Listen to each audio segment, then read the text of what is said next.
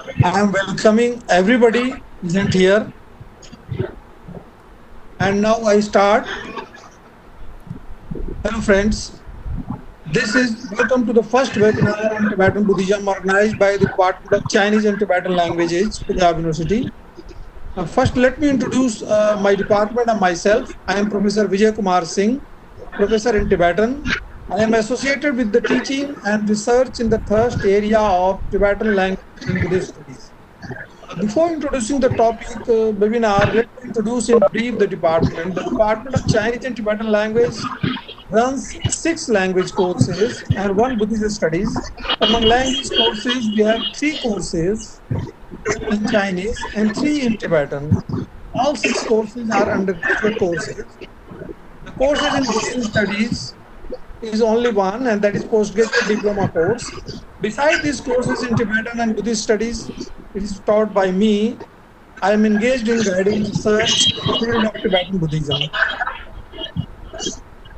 Today's topic of our webinar is form and formless in Tibetan Buddhism. This is topic something related to, as we may have aware by this topic, worship and the reverence of the divinity. Worship in form is paying obeisance, a basic emotion that comes out of gratitude. Whatever the kind deeds performed by the divinity for the well-being of the all, we well remember it, and it is natural for the beings, means we, to repay them in whatever form is possible. The legacy of Buddha, his teaching, and the Dhamma itself are before us, and the natural reaction is to remember and repay them. The material obeisance, although immaterial to divinity, gives us an opportunity to feel relief, and the worship of divinity in form give us a par with him because we are now able to return in whatever small amount possible. The second aim of worship is to increase the amount of resolution to value and follow the path of the divinity. Another way to express the gratitude towards the divinity is formless. It sounds a bit subtle since one may exclaim that how it is possible to pay worship when there is no form in front of you. It is possible since one has by the thought that the divinity is everywhere and it needs no form to express. The form is actually our expression and not the divinity's. It is our expression. If we limit our reverence to form, we will be limiting the divinity and expanding our ego up to the divine. Buddha is the only who is being worshipped in all continents across the globe, and the Buddhist following have the privilege of worshipping Buddha by symbols in the phase 1, that is called the early Buddhism, and later on in the form. By worshipping the Buddha, we must take into account that the Buddha worshipped with form both as human being and as a supermundane god also.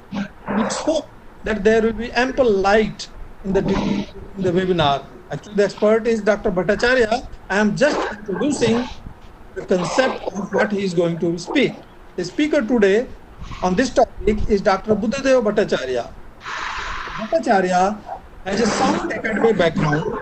He has experienced in working in the world-famed Asiatic Society at Kolkata, where I met him for the first time. He has worked in the translating and interpreting Tibetan manuscripts. He is assistant professor in the Department of Philosophy at Namanalanda Mahavihar, where he is teaching and guiding Buddhist philosophy. He authored books in the subject also, and his books have earned honor in academic area of Buddhist studies. As it is known, he chooses this topic on which he is going to give you an enlightened speech, which I am sure will be an eye-opening for scholars, since very few in the form and formless worship in Tibetan Buddhism. I personally thank Dr. Bhattacharya that he agreed to present his views on this topic at very short notice. For students, scholars, or faculty friends, I request them to let Dr. Bhattacharya complete his initial speech. Then, after formal permission, the question answer session will follow. Hand over to Dr. Bhattacharya. Please, Dr. Saab, Okay, you can start. namaskar. Really, it is a great pleasure for me that a opportunity has given me to share my views in this occasion. I am really very thankful to the Honorable Vice Chancellor of Punjab University, and in the same time I am very grateful to the eminent scholar and Professor V.K. Singh, a good academician and a learned scholar of Tibetan language and Tibetan Buddhism. So, today I will try to understand the form to formless journey of Tibetan Buddhism. Automatically, the questions may be raised that the Buddhism entered into Tibet from India, but why we are telling the Tibetan Buddhism? So, it is Tibetan Buddhism, Japanese Buddhism, Chinese Buddhism, because Tibetan Buddhism means it is Tibetanized form of Indian Buddhism. We can get the support from the teaching of Gautama Buddha that when the 60 monks come in his Sangha, he has given the advice. Yes, he has given the advice that Please, just I'm intervening just for the listeners. Just please try not to make any sound. It will disturb me and others also. So please let Dr. Bhattacharya speak and finish his speech. Then we will continue. Okay, sir. it Please. is better to mute your video, audio, Yeah. and then after completion of the lecture, you can unmute it. Yeah. Please mute all your audio. Yeah. So, this is the Tibetan Buddhism, means the Buddhism is Tibetanized. Gautam Buddha said that you spread to east, west, north, south, the all monks to spread the Buddhism. Buddhism means that is called the Sadharma. Buddhism's word has come the later on in the colonial period, means the word has been formed by the European scholar. So, the Sadharma, when it is going to spread by the Bhikshu, he has given the advice that you have to learn the Ayurveda also. Without Ayurveda, you don't go to man, because everyone has a own religion. Everyone has a own religion. Nobody can listen to you. When he will be ill, when he will be suffer for some things, for illness, you try to cure him, you try to serve him. After getting fitness, he will listen to you. So, the Ayurveda is your instrument to spread the Sadharma. So, it is called that everyone has a religion. Buddhist teachings prove that everyone had a religion, and in Tibet also, they are also following the one religion, that is called the Bon religion. So, when it is entering, then they protest in many kinds. They protest it, and finally they have adopted something, they have rejected some things, and it's got a shape in Tibetanized form. That is called Tibetan Buddhism. And when it is entered in Japan, the same thing has been happened, and that is called, it is Japanese Buddhism, Chinese Buddhism, Korean Buddhism, like this. So, that's why we are saying the Tibetan Buddhism. Now, the second thing is that the Gautam Buddha and his Dharma, he didn't believe that he is a avatar, he is a god, he is a lord, or any supremacy. He didn't believe in any supremacy. Therefore, he said that everyone would be a Buddha, because Buddha is not a designation. Buddha is not a seat, a power. He said that Buddha is a knowledge and everybody can achieve it. Everybody can, everybody can transform him into the Buddha. So everybody would be a Buddha. It is a great liberation for all. And he also said that you don't believe me, which I am telling, which I am giving the teaching, you don't believe it. You respect me, therefore you don't believe it. You analyze it, you examine it, you examine it like a goldsmith. You cut it, and if you think that it is acceptable, you accept it, otherwise you reject it. So he is the first philosopher, he is the first man of Bharatvarsha who is giving the challenge to all that if you think that it is acceptable, you accept it, otherwise is reject. Nobody can say it. I think so. So it is proving that he is very liberal for it, and he has given a liberation for everyone to accepting his teaching, that is called the Sadharma. So naturally we are discussing about the Buddhism in Tibet.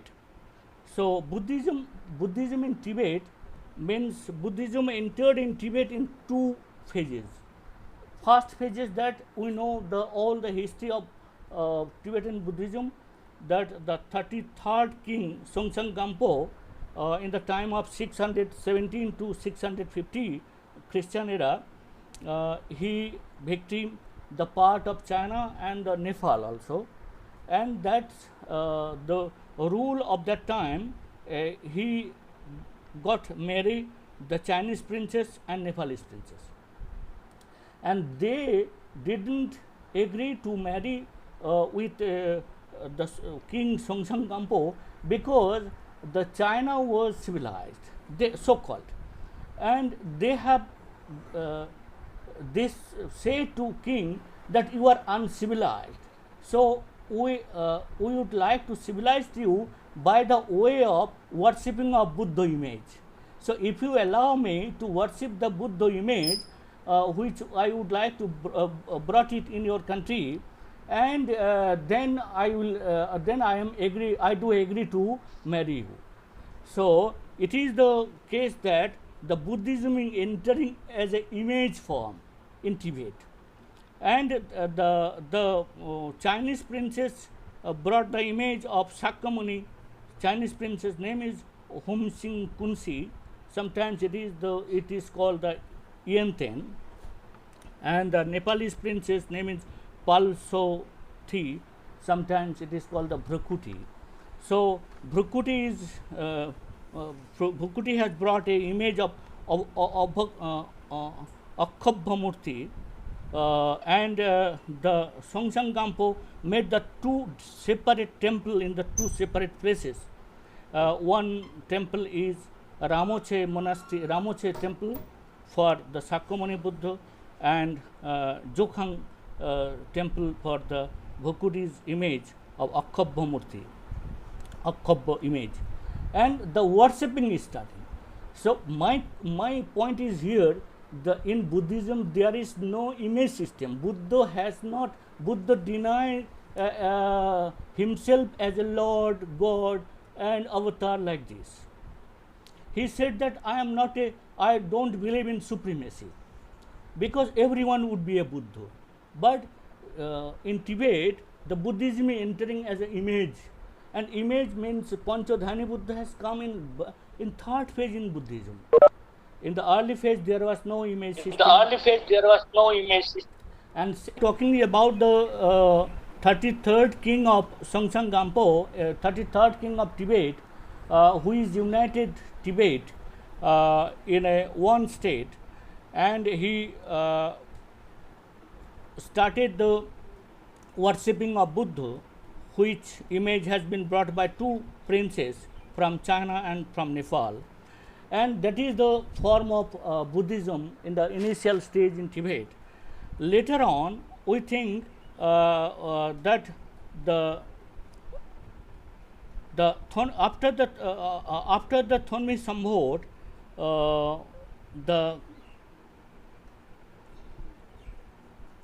after Thonmi Sambhot decided to send his main minister, Thonmi Sambhot, Songsang Gampo sent the Thonmi Sambhot to India for learning the Sanskrit language, Sanskrit grammar, and also the Buddhism. So he came to Kashmir, and with the 16 young scholars, he first came to Livikar, the one Indian Pandit, and learned the Sanskrit script, Sanskrit language, and then he went to the Devavid Singh for learning the Kalapa Bhakarana, Chandra Bhakarana, Saraswat Bhakarana, and the Buddhist studies. He spent a long time there and learned the each and every development of Buddhism in India. And he also learned the Brahmi Lipi, Brahmi script, and after returning to the Tibet, he created a new script that is called the Uchen script, which is used officially in Tibet till now. And all Buddhist script has been written in Uchen script in Tibetan language, and that script has been discovered by the Thonmi Sambhot from the Brahmi script. And he has written one grammar that is called the Sumchu Dakri. Sometimes it is called the Sumchupa Takchupa, because now it is available in the 3rd and 6th chapter only. That is called the Sumchupa Takchupa. We know from the history of Bhutan, the history of Buddhism in India and Tibet, after the Songsang Gampo, Trisong Desang, the king, has come. The time is 740 to 798 Christian era. He is called the incarnation of Arja Manjushri. He was called it. And he has done a great role to spread the Buddhism in Tibet, that from India he invited the Santarakshit from the Nalanda University. So Santarakshit reached there and tried to propagate the Sat Dharma within the Tibetan people. But he was not able to do it because the born priest protested to spreading his opinion to views. So Santarakshit was opposed by the born priest. And then he given the idea to the king that it is better to call my guru Padmasambhav, because Padmasambhav is very learned in the Buddhist Tantra. He is a practitioner of Buddhist Tantra, and born priests are trying to protest him to applying the born religious tantric practice. So I think that he is the proper man to teach the Tibetan people, mainly in the Tibetan born priest. And Padmasambhav was invited, and he also reached there, but he is also opposed there. He is also protest. And the history says us that at the long 2 months he was in a cave to save himself, and later on he reached at the Lhasa, the capital of Tibet. And he shows his black magic, so-called black magic, and the born priest was agreed to listen him, and he has given a long lecture from long time, and he was able to convince the Tibetan people what is the nature of Buddhism, what is the real of Buddhism, and what will be the benefit of them, and why, what is the difference from that kind of practice, Brahmanic practice, to Buddhist practice. So they do agree, and they have learned lot of things from Padmasambhava and Santarakshit. And within the patronage of Tingsang Desang, they have made a monastery. They have built up a monastery. That is the first monastery in Tibet. It's called the Samye Monastery. In the 766 in Christian era, it was constructed like as the Odantapuri Mahavihar. Odantapuri Mahavihar is very near to Nalanda. Now it is called the Bihar Sharif. So the same model has been followed there, and they have made the Samye Monastery. And Samye Monastery is a monastery which really played a great role to spread the Buddhism in Tibet, because translation work has been started from there. After the bringing of many manuscripts in Sanskrit, written in Sanskrit, means Thonmi Sambhot brought many manuscripts from India to Tibet on Buddhist manuscript, and the Samye Monastery is the place where the translations work has been started by the Santarakshit, Acharya Santarakshit and Acharya Padmasambhava, with the help of Tibetan Lochava, means translator. So before the starting their work, they have made a grammar, they have made a dictionary, the first dictionary of Tibet, which is called the Mahabutpatti, Tibetan Sanskrit Dictionary, and translation work has been started by the Samye Monastery. So now now I am trying to notice your in this section that manuscript is also is not a living form. Manuscript is written in India and it is brought to the Tibet, but when they are not entering in the manuscript, means content, therefore it has this form is not the living form. So it is the second phase for entering the Buddhism in Tibet. First form as an image and second form as a manuscript. So in this meantime, I would like to draw attention another thing, that is one scholar of China who is called the Hasang. Hasang has come to Tibet and tried to propagate that which teaching is given by the Santarakshit and Padmasambhava. They are not right, they are not proper teaching, they are not able to give the proper teaching of Gautama Buddha. So you were misguided. Then Kamal Sil was also there. So Kamal Sil has given an open challenge. Okay, if you think that you know the which is the proper Buddhist teaching, you come to the Samye Monastery and you come to the debate. So debate tradition has been evolved from the Nalanda University. Debate is a great tradition in Nalanda. When students is going to pass out, he must to face the debate, and he the teacher are giving to a particular topic, and he have to defeat the he have to give the all answer from his debate, and when he will be success, then he will get the certificate. That was the tradition, and debate was occasionally happen in Nalanda University. That kind of debate has been arranged in the Samye Monastery, which is remarkable in history. That is the Samye debate, in the name of Samye debate. The topic was there that Nirvana is sequence process or at a sudden, means Nirvana is coming as a suddenly, or it's come as a sequence, as a cause and effect relationship. through the cause and effect relationship. So he has also taken this challenge, Hassan and Kamal Sil.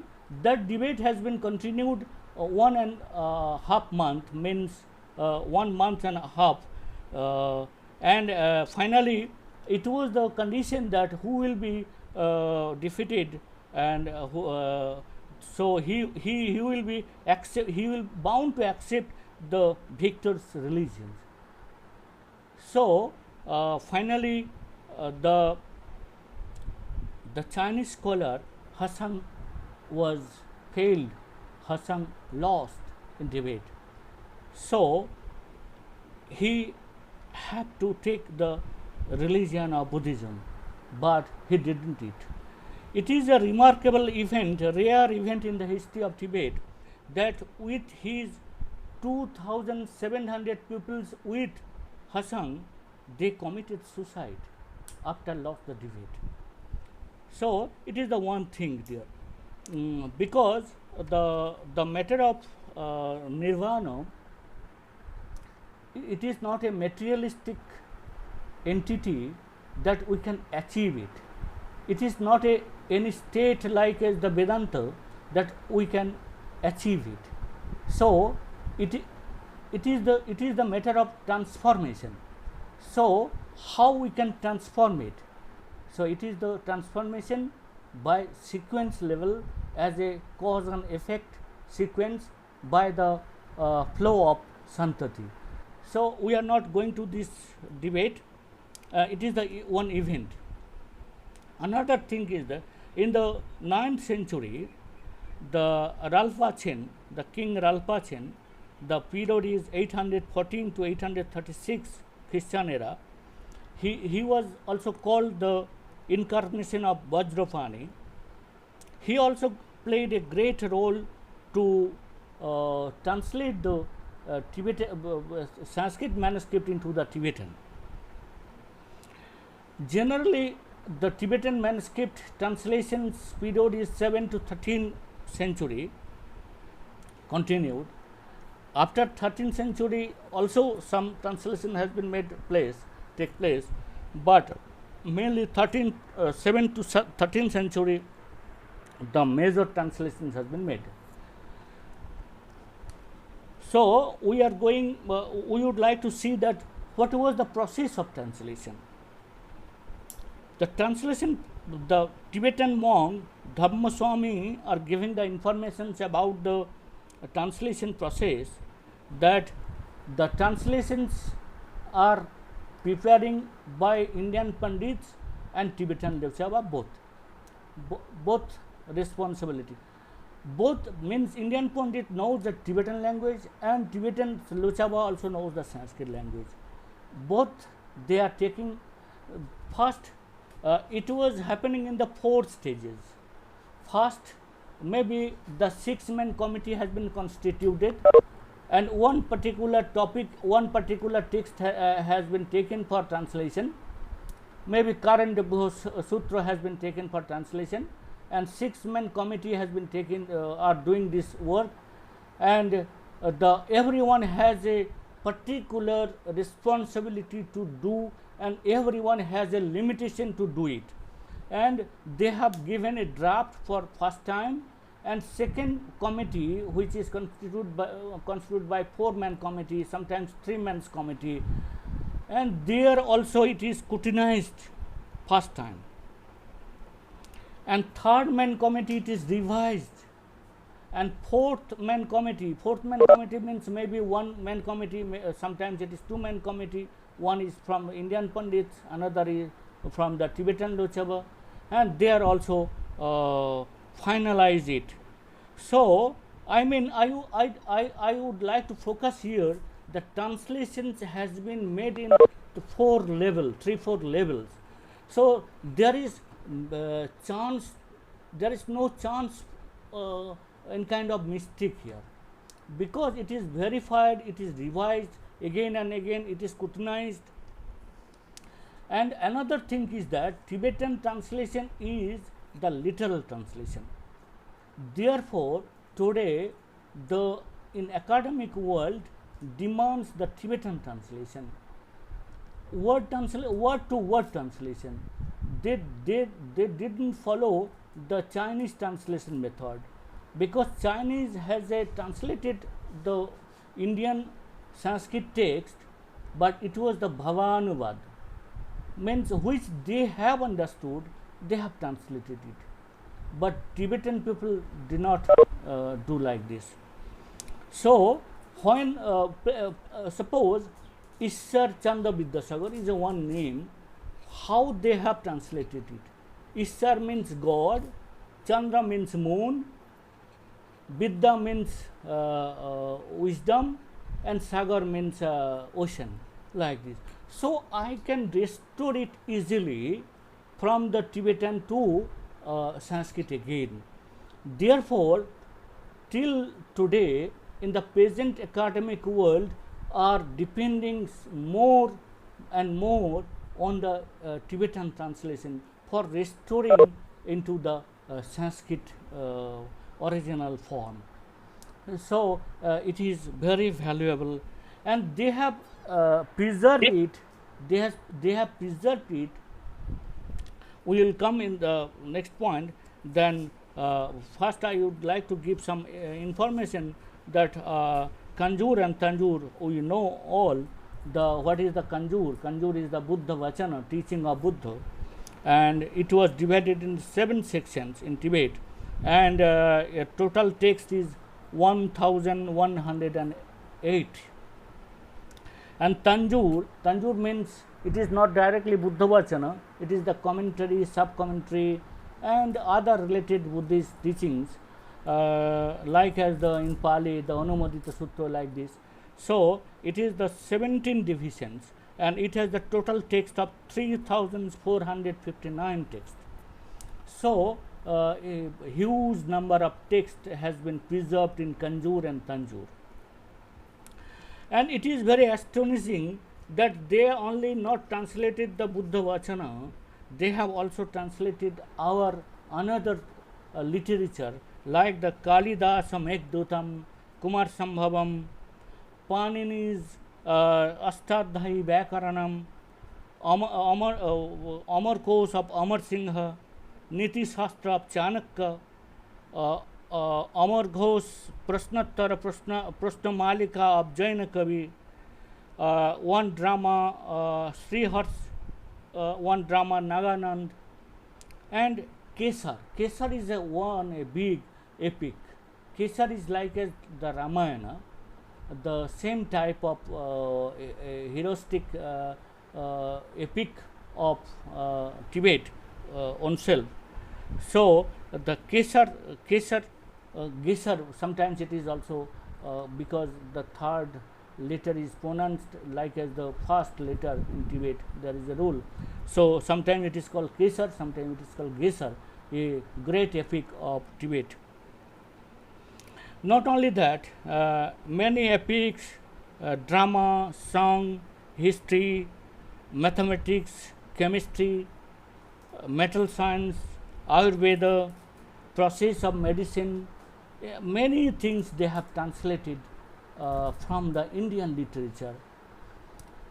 Ayurveda and Tantra has been introduced at the same time with the Buddhism. So it is the thing that translation. So my focus is there that image has come there, which image is not important in Buddhism. The manuscript has introduced there as a Buddhism, but manuscript has no life, but they have given a life it. So form and formless, I would like to say here, the form means which has a life, which has no life, form means, but formless means which has a life. They have given a life. How they have given the life? They have given a life by practicing is to follow word to word ascribed in the Buddha Vachana, ascribed in Tanjur. So this is the importance here. The Tibetan people in their, when they are doing meditations, when they are trying to analyze, when they are trying to realize three kinds of methods, they are taking the cognition. Generally, cognition has no form, formless cognition. Buddha means the cognition. The cognition always formless. So, how they are getting this cognition as a formless in their practice? So, I would like to focus here. So, later on, I have to mention here that in the 9th century, Lang Dharma has came. Lang Dharma is called like as the Mara Buddha. It is the dark age of Tibet. The period is 836 to 841 Christian era. When Lang Dharma has come, when Lang Dharma appeared in the history of Buddhism, what he has done? He has closed the door of all monasteries. He killed many monks. He forced monks to marry, to become in their family life. He burned many manuscripts.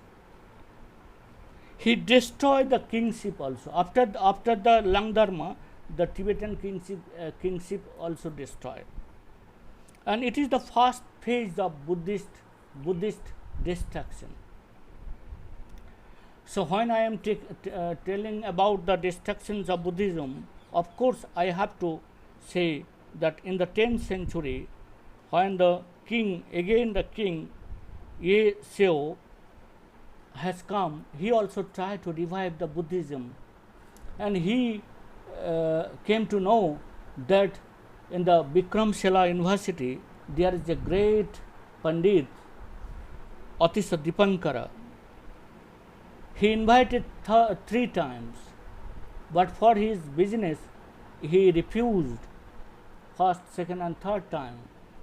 But when king has come, Chung Chupe, then 4th time request is not ignored by Atis Dipankara, and he agreed to go there, and he reached there in his 60 years age, but he spent there 13 years. He has written lots of books. We cannot know, the history cannot say how many books he has been written. Sometimes it is said that 208, sometimes it is said that more than 114. But he has written many books, small, big. And when he reached the Tibet, he was designated, he was awarded as a Bhattarak. Bhattarak means the super lord, and well accepted by the Tibetan people. And after the long time staying at Tibet, the Atis Dipankara tried to revive the Buddhism again, and he also built up a one monastery that is called the Narthang monastery. Narthang monastery we know very well, who works on the Tibetan manuscript, Narthang edition. All Narthang editions come from the Narthang monastery. Means again he tried to translation the Sanskrit manuscript to into the Tibetan, and he was able to do it, and he again revived the Buddhism in Tibet. Another one small 1, 2, 3 point I would like to focus, then I will conclude it, that it is not the time to say, but I would like to share it, that China attacked to Tibet. He shows that they are uncivilized. I would like to civilize within the pantheon of Buddhism. That's why he attacked to China, Tibet. He shows in the rest world, but it was the another cause, hidden agenda, that Tibetan manuscript and Tibetan Buddhism was valuable, more valuable than Chinese manuscript, Chinese Buddhism in the academic world. he would means China what would like to business that heritage, which is preserved very carefully by the Tibetan people, and it was also I think it is a academic cause of attacking to Tibet, and they have done it.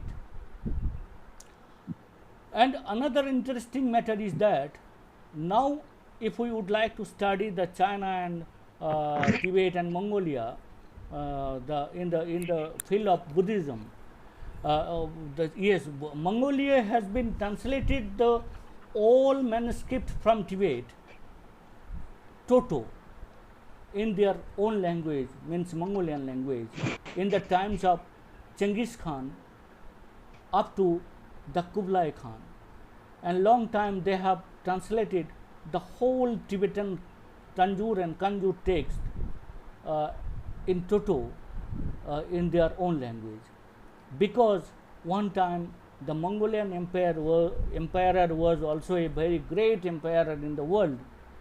He conquered almost 1/3 of the world. So and the Dalai Lama designations has been given by the Kublai Khan. So we are coming in the next point that that till now the China is showing that they are serving the Tibetan people only for the promotion of Buddhism. Means they are occupied the Tibetan land and they are trying to show that only for the Buddhism they are occupying all Tibetan people and they are trying to civilize them. And Tibetan people are also trying to remove, means they are trying to get the liberation from Tibetan from China by the using the instrument of the Buddhism. It is the very interesting. Means Buddhism is the instrument of using as an instrument of China, and same in the Tibet also using the as an instrument of Buddhism for liberation from the China. So both are using, who is occupied, he is also using the Buddhism, and who is trying to get free from the occupation, from the for getting the liberation, they are also using the Buddhism. So it is my humble submissions. Mainly I like to try to emphasize on that the Tibetan people is the people where the Buddhism entered as a form, but they have it transformed into the formless, which is till now living, which is till now practicing, and they are using Buddhism as their daily life, day-to-day life. They are using Buddhism, which is written in the form of manuscript. It is my humble submission. Thank you all. I am welcome any kind of relative questions, and you may ask also in Hindi. I will try my level best to satisfy you.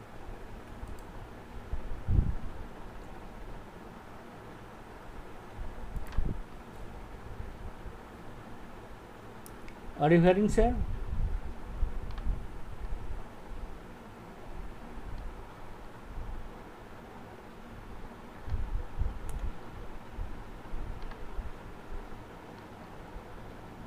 Is it audible?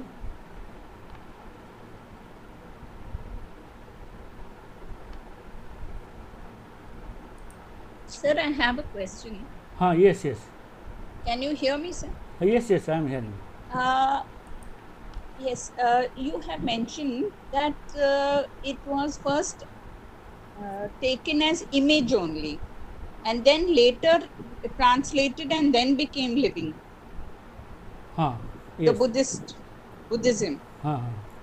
So I want to know how this transformation from non-living to living came about in Buddhism.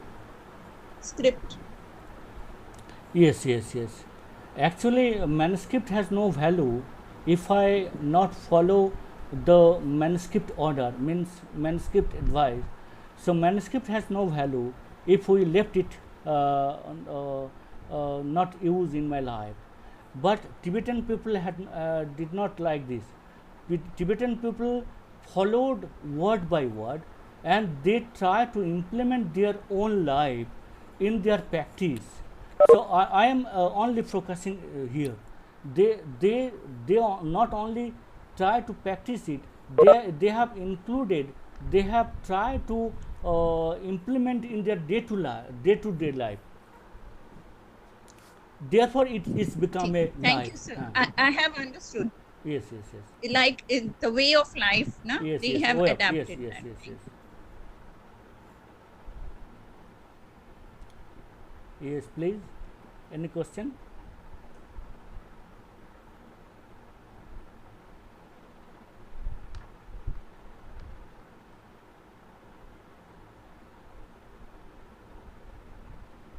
Hello. Hello. Sir, I have a question. This is simply a question Yes. about the introduction of a Tara in Tibet. Because Tara is a goddess both in the Vajrayana Buddhism as well as in India. So, can you please throw some light on it? Actually, today's lecture is not is restricted within the manuscript and image. Okay, I'll try which I understood it. The Tara as a deity has come in Tibet in their practice of tantric practice. So blue Tara, white Tara, like these many Taras, 22 Taras there. So Tara is general meaning is that who can give the relief. Taranayati iti Tara means who can give the relief. You think that I am suffering for something. My one friend has come to me and has given some advice. Why you are shocking? It is very natural, and he showed me cause and effect relationship of the all events. I got the relief. In the Buddhist thought, they are saying that words was the mantra. Mantra means which can give the relief of mind. That is the mantra. मन को जो त्राण करते हैं वो मंत्र है, और त्राण करने वाली जो होता है वो तारा होता है. तो इस प्रकार की जो व्याख्या है, तो तारा जो बुद्धिस्ट डिटीज में आई है इस प्रकार में आए हैं. और इसका और भी एक इंटरप्रिटेशन है, जैसा तारा पंचध्यानी बुद्धि के साथ भी है, शक्ति के रूप में भी आई है. बढ़िया बोला गया. So okay.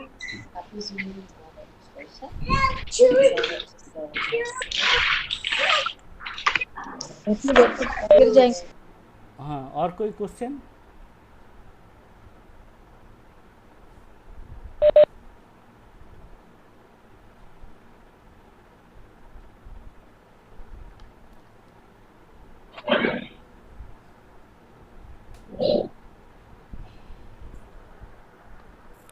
और कोई question?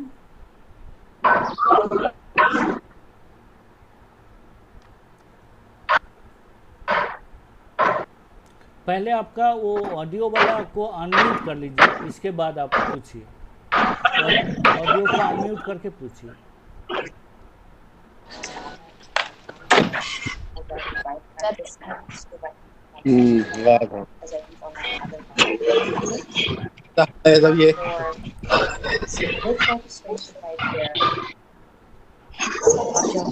Sir, your lecture has been very informative and very well presented. Thank you. Okay, thank you. Have any question?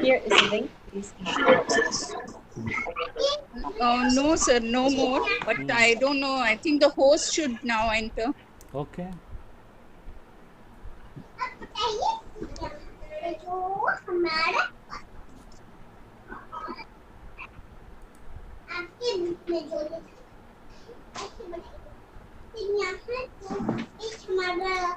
Hello, Mr. Vijay Kumar.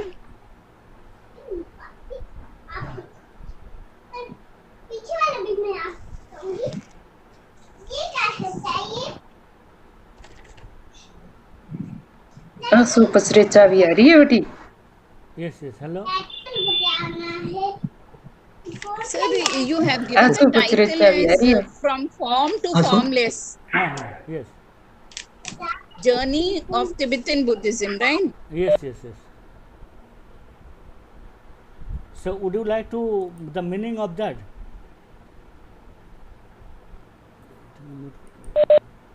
Hello. Sir, can you hear me? Yes, yes. Yeah, yes. we can use the time since no one is asking questions. Your title is From Form to Formless Journey of Tibetan Buddhism, right? Yes, yes, yes, yes. Yes. So, from how do you explain the change from form to formless?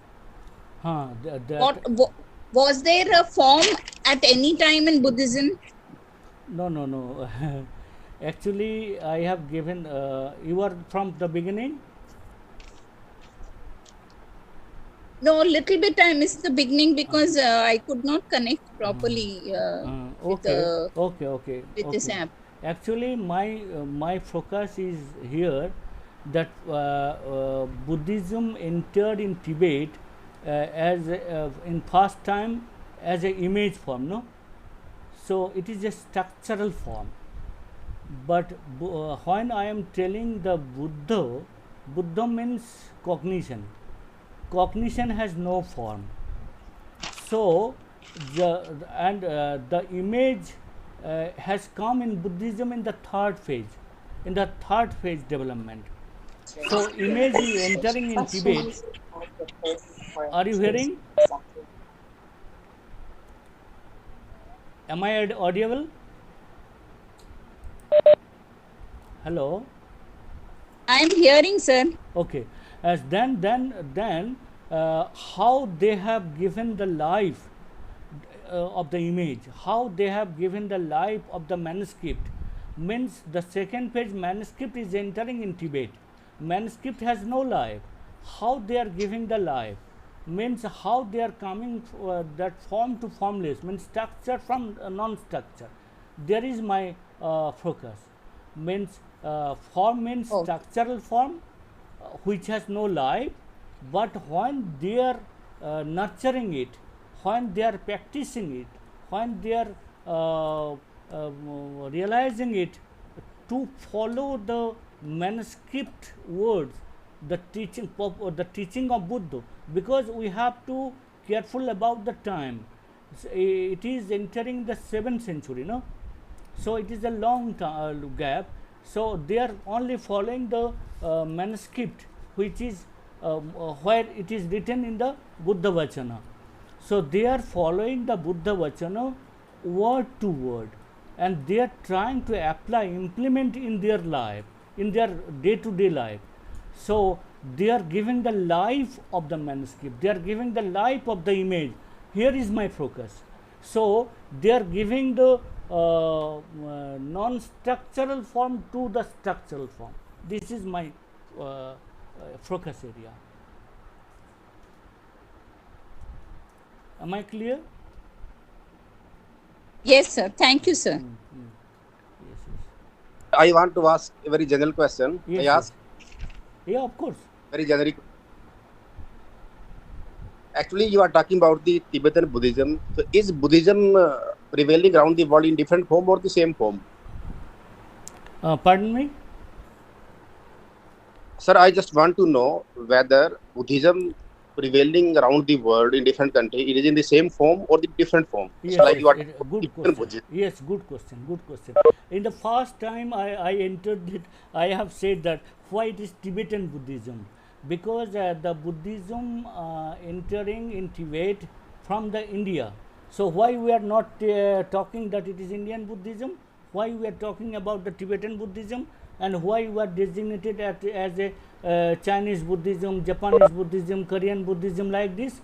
Because the Buddhism is entering in a particular land, and they are also not free from religion.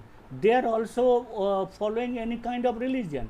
And when the Buddhism is trying to entering there, and they protest it, and after the protest, after the long battle I am using this word, means a long debate.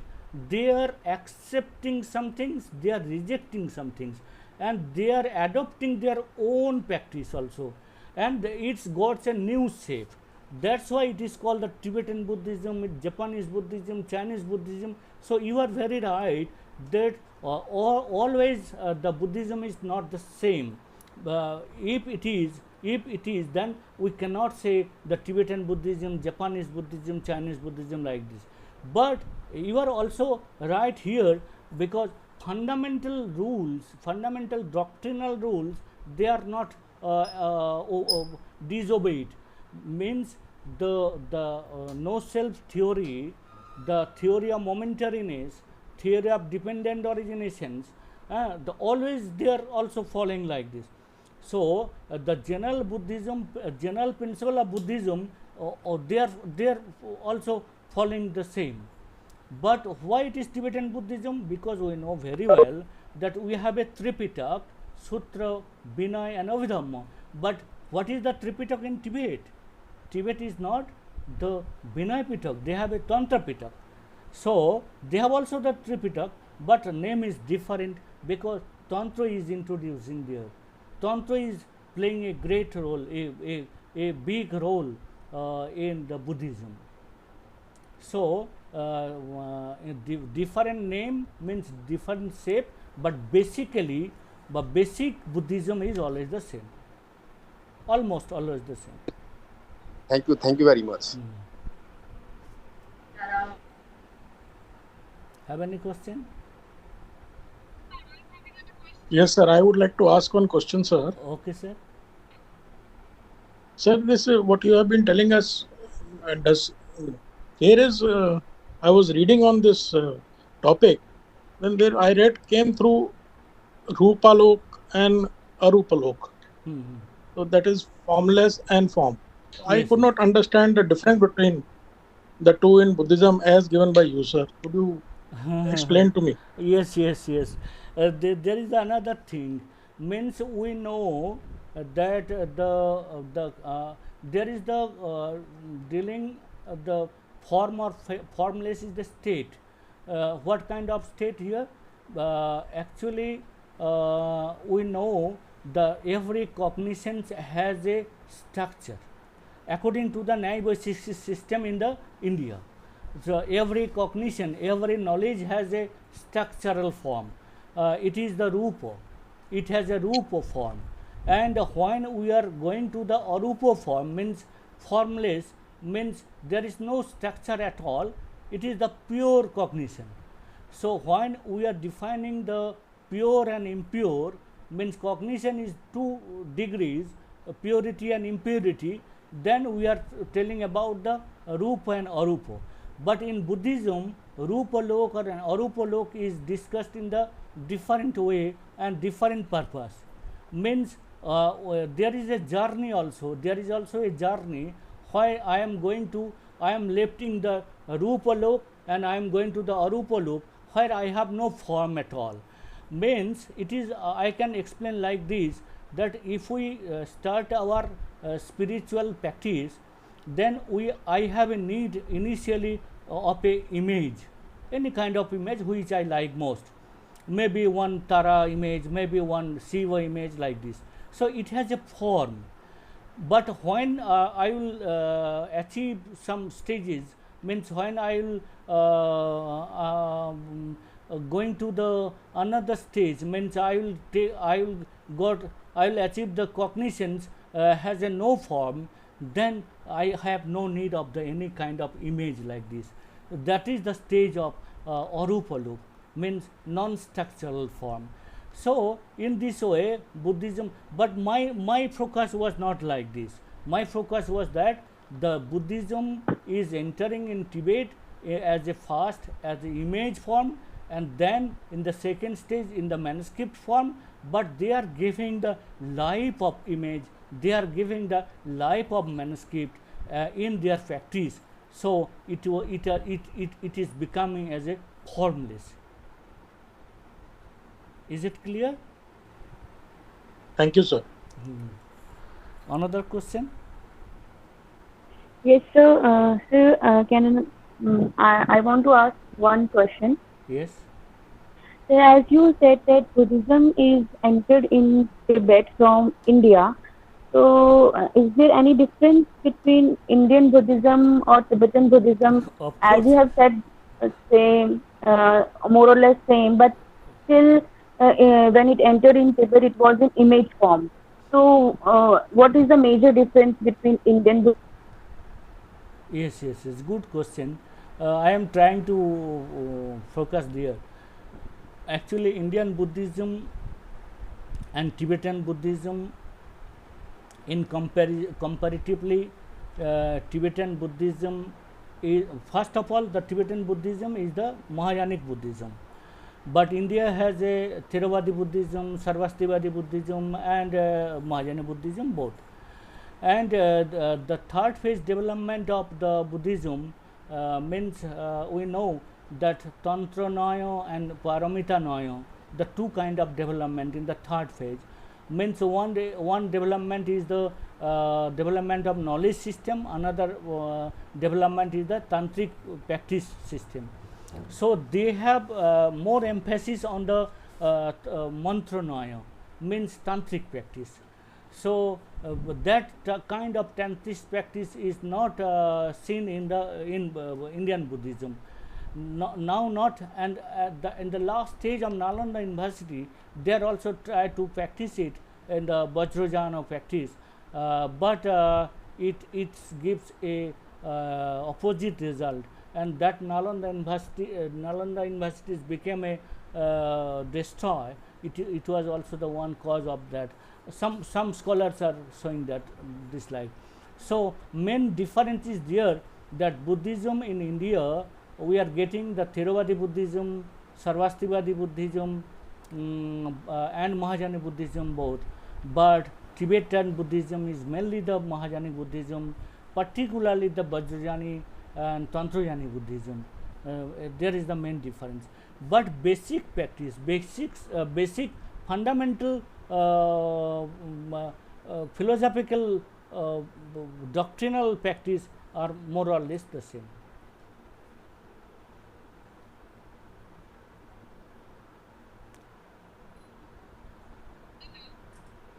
Thank you, sir.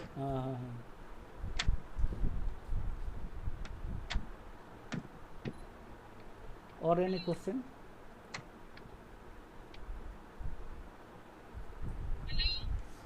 Hello.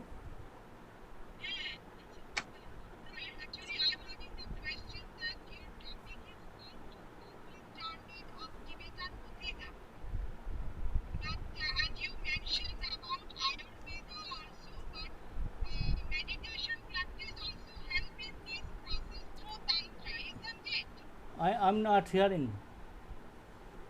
Meditation practice, you have mentioned that Ayurveda only, Ayurveda and Tantra. Ayurveda and Tantra has a major role played to the journey of thought process of Tibetan Buddhism. लोग कैसे question पूछ रहे, सुनाई दे ही नहीं रही है. सुनाई नहीं दे रहा है. Hello, please. Sir, she is asking about the meditation practices of the four realms that are there in the formless part. There are four realms in which we can meditate. That is what she is trying to ask. Yes. Yes, I got. Actually, meditation practice is the another. I am not entering here, but meditation practice also various stages. There is also the rupa, like this, means form to formless. So yes, she is right that there is also the four kind of practice in meditation.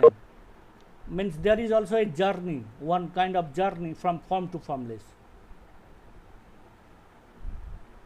Thank you, sir, for the enlightening lecture that you have given us. And also, resolving the questions that have been put in such a nice manner, and you gave a detailed transformation of Buddhism, how it was taken from India to China and Tibet and Mongolia, and how it was transformed over there. And we are very happy to have you with us in the webinar. And I thank you once again on behalf of the Department of Tibetan Studies, Dr. V.K. Singh, and I am from the Department of Philosophy, Punjab University. Okay. So I thank you very much for being with us and sharing your knowledge with us and transmitting it to us. In these times of the pandemic, I think this is the best way that we could Yes, yes. we could meet and get to interact with each other. Thank you so much. Thank you. There Thank will you, be more ma'am. occasions in the future where we could meet. Thank you so much. Thank you, ma'am. Thank you.